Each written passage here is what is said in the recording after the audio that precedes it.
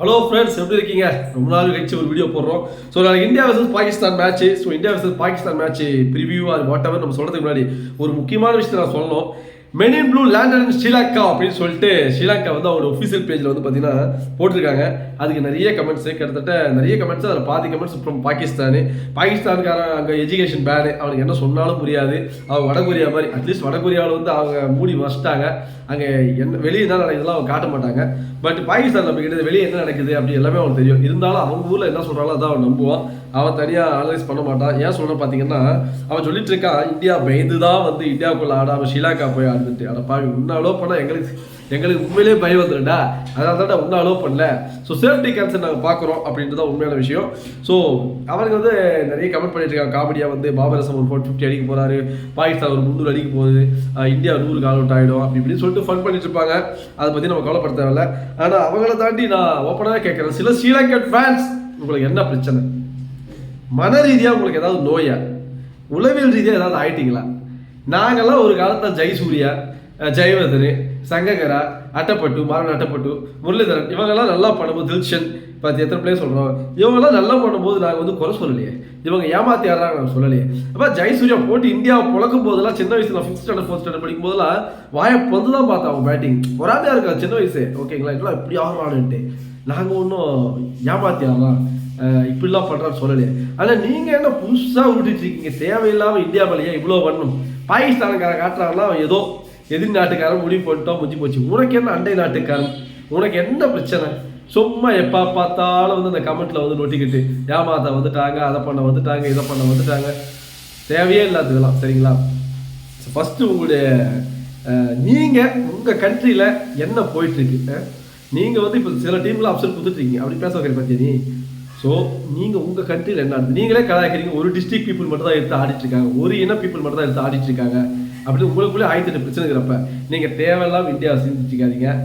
India வந்து உங்களை ஒரு பொருட்டாக கூட எடுத்துக்கல. இப்போ கூட தான் எதுக்கு தெரியுமா எடுத்தேன், உன் கண்ட்ரியில் ஒரு டீம் வருதுன்னா, யோ நேற்று நீ சொன்ன நெதர்லாந்துக்கு USA மேட்ச் சேப்பாக்கல 21,000 பேர் இருக்காங்க ஸ்டேடியத்தில், கை தட்டிட்டு இருக்காங்க. நெதர்லாந்து பிளேயர் யாரும் எனக்கு தெரியல, USA பிளேயர் யாரும் தெரியல.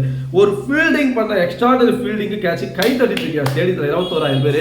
That is called cricket. நீ என்ன பண்ணிட்டு இருக்க? ஊருக்கு வந்து வெளியூன்னு சொல்லிட்டு லேண்ட் ஆனவனுக்கு நீயே காமெடியாக போட்டு கலாய்ச்சிட்டு இருக்க, நீயும் போட்டு கலாய்ச்சிட்டு இருக்க. என்னைக்கு தான் திருந்த போறீங்க?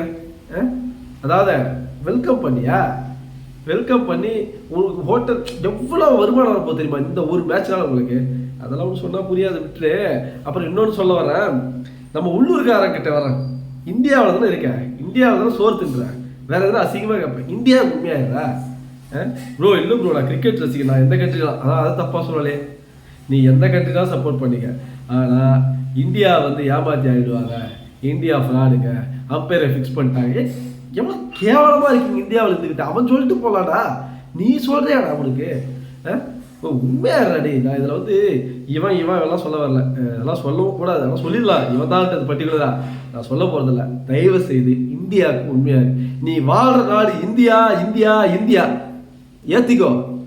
என்னை என்ன வேணா நினச்சிக்க, ஆனால் நான் நல்லவன், இந்த நாட்டுக்கு உண்மையாக இருக்கேன், இந்த நாட்டில் தான் சோறு தூண்டுறேன், இந்த பூமியில் தான் நான் இருக்கேன், இந்த பூமி தாய் மேலே தான் நின்றுட்டு பேசிகிட்டு இருக்கேன், புரியுதா? அந்த நாட்டுக்கு உண்மையாக இருக்கு. தேவையில்லாமல் எப்போ பார்த்தாலும் உள்நாட்டிலே உட்காந்துக்கிட்டு சோறு தின்னு போட்டு எல்லாத்தையும் அனுபவிச்சு போட்டு வெளிநாட்டுக்கு சப்போர்ட்டு. சரி, அதை இருந்துட்டு போ, என்னோட பண்ணிட்டு போ. சரி, மேட்சுக்கு வருவோம், என்ன பண்ணுறது, இப்படி தான் இருக்கு போல, காலம் மாறி போச்சு, கலியுகம். அதாவது இந்தியா வர்சஸ் பாகிஸ்தான் நாளைக்கு மேட்ச் எப்படின்னா, மழை கண்டிப்பாக டார்ச்சர் பண்ண போகுது. ஆனால் அது எப்போன்னா எல்லாரும் சொல்கிற மாதிரிலாம் கிடையாது. ஒரு அதாவது மார்னிங்கே நல்லா லைட்டாக பெய்ய ஆரம்பிச்சு 1 to 4 o'clock 5 o'clock வரைக்கும் நல்லா ஹெவியாக பெய்யுன்னு சொல்கிறாங்க. அகைன் பார்த்தீங்கன்னா அந்த 5 o'clock மேலே பார்த்தீங்கன்னா ட்ரிசலாக வருமா.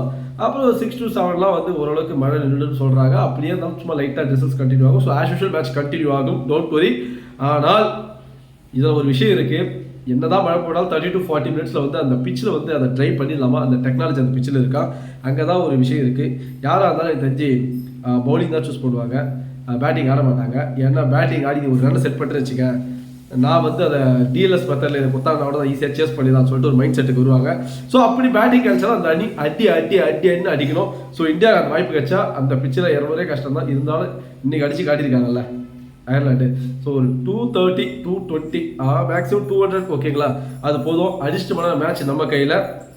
அகைன் பார்த்தீங்கன்னா பாகிஸ்தான் சைடில் பார்த்தீங்கன்னா என்ன ஒரு அடிஷ்னலாக அவங்க பக்கம் நிறைய ஸ்பின்னர்ஸ் இருக்காங்க, ஸ்ட்ராங் ஸ்பின்னர்ஸு. அதுதான் ஒரு அடிஷ்னல் விஷயம். நம்ம பக்கம் வந்து வருண் சக்கரவர்த்தி மாயாஜாலம் காட்டுவார் நான் எதிர்பார்க்குறேன். அவர் கூடவே அக்சர் குல்தீப் யாதவ் ஒரு பட்டாளத்தை இறங்கிட்டா நாம் அவங்கள கண்ட்ரோல் பண்ணிடலாம். என்ன ஒன்னே உஸ்மான் தாரிக் தான் வந்து இப்படி போட்டுட்ருக்காரு. ஸோ அதுக்குமே சூர்யா சொல்லியிருக்காரு, நானே வந்து அந்த மாதிரி பால் இன்னும் போட்டுட்ருக்கேன், எங்கள் பசங்களை ப்ராக்டிஸ் பண்ண வச்சுட்ருக்கேன்னு சொல்லிட்டு இப்போ தான் நான் பார்த்து ஐசிசியோட ஒஃபிஷியல் பேஜில் வந்துச்சு.